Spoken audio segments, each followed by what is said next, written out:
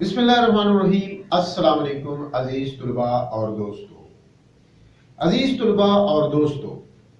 आप हमारे मुख्तलिफ वीडियो जो है सहाफ़त के हवाले से, प्रेस के हवाले से, मीडिया के हवाले से, अखबारात, टीवी चैनल्स, रेडियो के हवाले से हम आपको जो सहाफ़त के मुतालिक जो बुनियादी चीज़ें हैं वो आपको बताते हैं अपनी वीडियोज़ में। उसमें हम आपका जो कोर्स है वो भी कवर करने की कोशिश करते हैं और साथ साथ में आपको इजाफी इंफॉर्मेशन भी देते हैं, क्योंकि इतना टाइम नहीं होता हमारे पास, ना आपके पास। हम वीडियो मुख्तसर बनाते हैं तो हम जो मोटी मोटी चीज़ें होती है किसी भी टॉपिक के हवाले से वो हम आपको बता देते हैं कि जस्ट आपके इल्म में हो कि ये क्या है। यानी कल जब हम बात कर रहे थे मुख्तलिफ इदारे के हवाले से, प्रोपेगेंडे के हवाले से, या और जब हम रिपोर्टिंग के हवाले से बात करते हैं, खबर के हवाले से बात करते हैं, तो उसका बुनियादी तौर पर जो हमारा मकसद होता है वो ये होता है कि आपको इन चीज़ों के मुतालिक मालूम हो कि अखबारात या मीडिया में इन चीज़ों की अहमियत क्या है, ये चीज़ें क्या होती हैं। हम रोज़ाना अखबार भी पढ़ते हैं, किताब भी पढ़ते हैं, रेडियो भी सुनते हैं, टीवी भी देखते हैं, लेकिन हमें पता नहीं होता कि कौन सा प्रोग्राम क्या होता है क्या नहीं। तो ये बुनियादी जो मालूमात है एक तो आप पास ये होनी चाहिए, और जब आप सहाफत के या जर्नलिज्म के आप जब तालिब इल्म हैं तो आपको ये मालूम होना चाहिए कि हम अखबारात में या मीडिया में जो काम करते हैं तो वो किन किन चीज़ों पर मुश्तमिल है। आज हम बात करेंगे अफवाह और प्रोपेगेंडे में क्या फ़र्क है। एडवर्टाइजिंग के हवाले से आपको बताएंगे कि ये इसकी अहमियत क्या है, कितनी अहम है अखबार या मीडिया में। रिसर्च और एडिटिंग के हवाले से भी आपको हम आज की वीडियो में बताएंगे। सबसे पहले हम आपको बताएंगे अजीज तुलबा और दोस्तों, अफवाह और प्रोपेगेंडे में क्या फ़र्क है। अफवाह क्या है, इस हवाले से हम आपको बताएंगे कि अखबारात में या मीडिया में हम देखते हैं कि अफवाह का जो वर्ड्स है वो बहुत ज़्यादा इस्तेमाल होता है, या हम जो खबरें आए रोज़ हम अखबारात या मीडिया में हम देखते हैं या सुनते हैं तो उसमें हम जो खबरें होती है ज़्यादातर वो अफवाह पर मुश्तमिल होती है। अफवाह और प्रोपेगेंडे में ये फ़र्क होता है कि प्रोपेगेंडे का जिस तरह एक प्लानिंग के ज़रिए की जाती है, बाकायदा तौर पर उसकी प्लानिंग होती है, मुल्कों की सतह पर, जंग की सतह पर, या अमन के दिनों में भी, और इदारे भी करते हैं, पार्टियां भी करती हैं, तो उसकी बाकायदा तौर पर एक प्लानिंग होती है कि हमने कौन सा प्रोपेगेंडा किस तरह करना है। फिर प्रोपेगेंडे के जो टूल्स हैं वो मीडिया के, मतलब रेडियो में भी आप प्रोपेगेंडा देखते सुनते हैं, इस तरह अखबारात में भी देखते हैं, टीवी चैनल्स पर भी देखते सुनते हैं। तो इससे प्रोपेगेंडे में हमें पता चलता है कि जो पार्टी पॉलिसी है या कोई भी मुल्क वो किस तरह अपनी चीज़ें को आगे बढ़ाता है। अफवाह जो है वो ज़्यादातर इसके मुतालिक अगर हम बताएं कि इसके कोई पैर या इसकी कोई हम रिकॉर्ड मौजूद नहीं होता मीडिया में, वो सिर्फ बातें होती है और अफवाह फैलाई जाती है। ज़्यादातर हम देखते हैं इलेक्शन के दिनों में अफवाह फैलाई जाती है, जंग के माहौल में अफवाह फैलाई जाती है। अफवाह का मीडिया में बहुत ज़्यादा असर है, इसके ज़रिए आप लोगों को तज़ब्ज़ुब का बनाते हैं, वो निशाना बनते हैं, तज़ब्ज़ुब का वो निशाना बनते हैं। उनको मालूम नहीं होता कि सच क्या है, झूठ क्या है। तो ये अफवाह के मुतालिक हम अपने सामीन या नाज़रीन को या कारीन को हम अफवाह के ज़रिए हम उनको इस तरह उनकी कैफियत बना देते हैं कि उनको सच और झूठ का पता ना चले। पाकिस्तान जैसे मुल्क में यहाँ पर अफवाह हर वक्त चलती रहती है, सियासत में बहुत ज़्यादा अफवाहें चलती है। आप एक खबर सुनते हैं कि इस तरह का हो गया ये वाक़या। मैं इसलिए टू द पॉइंट मिसाल बाज़ों का इसलिए नहीं देता कि वो फिर उससे ये तासुर पैदा होगा कि हम किसी पार्टी के खिलाफ, किसी हुकूमत के खिलाफ बात करेंगे। इसलिए हम न्यूट्रल और आम अंदाज में आपको समझाने की कोशिश करेंगे कि जब अफवाह के मुतालिक बात होती है तो पाकिस्तान में ज्यादातर जो खबरें हैं वो अफवाहों पर इल्जामात लगाए जाते हैं, उसके कोई रिकॉर्ड नहीं होता। نہ لکھنے میں ریکارڈ ہوتا ہے نہ اس کا بولنے میں ریکارڈ ہوتا ہے، صرف افواہیں پلائی جاتی ہے کہ یہ کام ہو گیا وہ کام ہو گیا۔ اگر سیاستدان بھی ایک بات کرتا ہے اپنے ورکرز کو تو وہ ریکارڈ پہ نہیں لاتا، وہ آف دی ریکارڈ یہ باتیں کرتا ہے اور اپنے لوگوں میں، تاکہ وہ عوام کو پلائے کہ ہمارا جو رہنما ہے وہ کرپٹ نہیں ہے، اس نے کرپشن نہیں کی، یہ الزامات ہے۔ یا بعض اوقات یہ ہوتا ہے کہ وہ فلانا آدمی بہت زیادہ کرپٹ ہے، تو اس کا ہمیں کیسے اندازہ ہوتا ہے؟ اس کا اندازہ ہمیں ان کے ایسٹ سے ہوتا ہے۔ اگر ہم تحقیق کریں تو اسے ہمیں معلوم ہوگا کہ ان کے پاس مال جائیداد دولت کتنی ہے، پہلے کتنی تھی اب کتنی ہے، ان کی جو آسائش ہے یا اسٹینڈرڈ آف لائف زندگی گزارنے کا جو طریقہ ہے جہاں وہ زندگی گزار رہے ہیں وہ کیا ہے، تو ان کے پاس دولت کتنی ہے، ان کے ذرائع آمدنی کیا ہے، سیاست میں آنے سے پہلے، وزیر بننے سے پہلے، وزیر اعظم بننے سے پہلے، وزیر اعلیٰ بننے سے پہلے، اور اب کیا ہے جب وہ ایک ممبر پارلیمنٹ بن گیا۔ تو پاکستان میں ہم آج بھی دیکھتے ہیں بہت زیادہ افواہیں چلتی ہے اور اڑائی جاتی ہے، تو افواہ کی بھی میڈیا میں بہت زیادہ اہمیت ہے۔ افواہیں جو ہے وہ جان بوجھ کر پھیلائی جاتی ہے تاکہ لوگ تذبذب کا نشانہ بنے، جبکہ پروپیگنڈے میں بھی وہ ایک مخصوص ایجنڈا، آپ ایک ٹارگٹ ہوتا ہے اس کو آپ اچیو کرتے ہیں، جبکہ افواہ جو ہے وہ وقتی طور پر ہوتا ہے، اور وقتی طور پر اس کا جو افواہ کی وہ ایک مثال ہے کہ افواہ اتنی اہم نہیں ہوتی، لیکن جو بتانے والا ہوتا ہے اس کو وہ بہت زیادہ اہمیت دیتا ہے یا اس کو وہ اہم بنا دیتا ہے افواہ کو، لیکن افواہ وقت کے ساتھ خود بخود پھر ختم بھی ہو جاتی ہے۔ ہم آئے روز مختلف اخبارات میڈیا میں افواہیں سنتے ہیں، مختلف خبروں کی شکل میں اس کو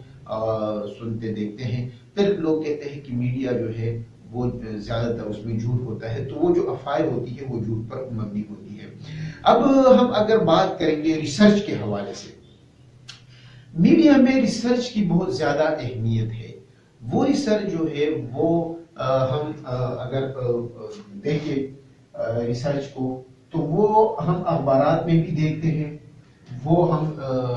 ریڈیو میں بھی دیکھتے ہیں، وہ ہم ٹی وی چینلز پر بھی دیکھتے ہیں۔ ریسرچ کسی بھی پوائنٹس پروگرامز کے لیے، وہ کرنٹ افیئر ہو یا سوشل پروگرام ہو، تو اس کے لیے بہت زیادہ اہم ہے ریسرچ کا کام۔ باقاعدہ طور پر جو بڑے پروگرام کیے جاتے ہیں میڈیا میں، جو ٹی وی چینلز ہیں، تو ان کے ایک ایک پروگرام میں اگر ہم کامران خان کا پروگرام دیکھیں، ہم جاوید چودھری کا پروگرام دیکھیں، ہم دوسرے تیسرے دیکھ رہے کاشف عباسی کا پروگرام، حامد میر کا پروگرام، تو ان پروگرامز میں دو تین ریسرچر ایسے ہوتے ہیں جو اس ٹاپک کے متعلق ان کو معلومات دیتے ہیں، تو وہ اینکر جو ہے وہ جسٹ صرف اس کو ڈسپلے کرتا ہے، اس کو بیان کرتا ہے کہ یہ جو خبر ہے وہ اس طرح ہے، اس خبر کا بیک گراؤنڈ دیتے ہیں، تو اس کو ریسرچ کے ذریعے ہمیں معلوم کرتے ہیں۔ ریسرچ ہم کس طرح کرتے ہیں؟ اخبارات میں پہلے جو ریسرچ کی جاتی تھی تو مختلف اخبارات جو ہے ان کی کٹنگ یا ان کو دیکھا جاتا تھا، لائبریری میں دیکھا جاتا تھا، مختلف جگہوں پہ کتابوں میں ہم دیکھتے تھے، لیکن آج جدید دور میں ریسرچ کے بھی جدید طریقے آ گئے ہیں۔ آج مختلف ویب سائٹ آ گئے ہیں جس سے ہم کسی بھی ایونٹس کے متعلق، کسی بھی تصویر کے متعلق، کسی بھی خبر کے متعلق ہم کچھ منٹ میں جو ہے ان کی سٹوری نکال لیتے ہیں اور وہ رکھ لیتے ہیں۔ ریسرچ کے لیے مختلف اداروں نے اپنے لیے بھی ایک لائبریری بنائی ہوتی ہے، ان میں وہ اپنا جو ریکارڈ ہے، اگر کوئی سیاسی جماعت ہے، تعلیم ہے، ایجوکیشن کے حوالے سے یا صحت کے حوالے سے یا بلدیات کے حوالے سے، پولیٹکس کے حوالے سے، مختلف رہنماؤں کے حوالے سے، تو ان کا اپنا ایک میں آپ کو آسان الفاظ میں ایک فولڈر ہوتا ہے، اس فولڈر میں اس کے متعلق جو اہم چیزیں ہوتی ہے، فار ایگزامپل کہ وزیر اعظم عمران خان نے 6 مہینے پہلے گلگت بلتستان میں کیا تقریر کی تھی، تو وہ اس میں ہمیں ملتا ہے۔ اس طرح نواز شریف نے کیا کہا تھا، ان کی بیٹی نے کیا کہا تھا، اسمبلی میں کیا تقریر کی تھی، تو وہ ہمارے پاس ریکارڈ ہم رکھتے ہیں اخبارات اور میڈیا میں۔ ریسرچ کے بھی مختلف طریقے ہیں، لیکن آج کے جدید دور میں ہم زیادہ تر ٹیکنالوجی سے کا استعمال کرتے ہیں۔ جو پرانے طریقے تھے وہ تقریباً ختم ہو گئے ہیں، اب صرف جو ہے ہم जदीद तरीके इस्तेमाल करते हैं, न्यूज़ एडिटर उसको इस्तेमाल करते हैं, जो अखबार या जो चैनल प्रोड्यूसर होता है प्रोग्राम के, वो उनको इस्तेमाल करते हैं ज़्यादातर। तो ये तो था रिसर्च के मुताबिक। इसके साथ एडिटिंग का भी एक अहम शुबा है एडिटिंग का, जिसकी अगर हम बात करें एडिटिंग का, तो एडिटिंग का अखबार या मीडिया में हम एडिटिंग के मुताबिक सिर्फ ये पढ़ते हैं कि एडिटिंग जो है वो सिर्फ जो है अखबारात या कोई खबर है तो उसके मुतालिक एडिटिंग होती है, लेकिन एडिटिंग का जो जदीद अंदाज है या जदीद तरीके भी बहुत ज़्यादा आ गए हैं माजी के निस्बत। ये भी मैं आपको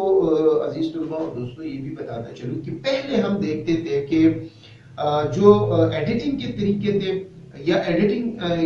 थी वो बहुत ज़्यादा हुआ करती थी अखबारात में ज़्यादातर। उसकी बुनियादी वजूहात जब मैं देखता हूँ तो वो ये है कि पहले जो अखबार नवीस थे, रिपोर्टर्स थे, नुमाइंदे थे, वो पढ़े लिखे ज़्यादा नहीं थे, तो उनकी खबरों में बहुत ज़्यादा तवालत तवील हुआ करती थी, ज़्यादा अल्फाज या गलतियाँ बहुत ज़्यादा होती थी। आज के दौर में बहुत कम